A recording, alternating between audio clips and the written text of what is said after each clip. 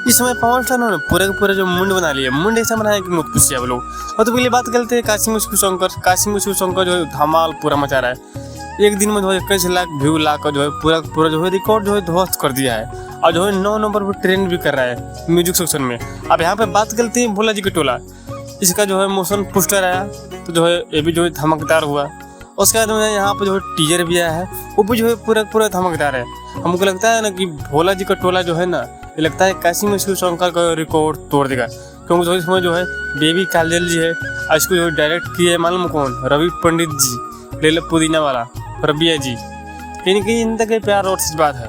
हमको लगता है ये गाना जो है तुरंत जो है जल्द से जल्द जो है रिकॉर्ड तोड़ेगी, क्योंकि जो है ना ये गाने का जो है ना लिरिक्स म्यूजिक जो भी जो है ना बहुत मस्त है।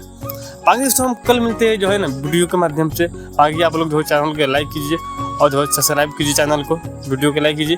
बाकी हम मिलते हैं नेक्स्ट वीडियो में। आप लोग जहाँ पर रहिए खुश रहिए, मस्त रहिए, और जो भरपूर प्यार देते रहिए पवन स्टार पवन सिंह जी को और खेसारी भैया को भी। बाकी नेक्स्ट वीडियो।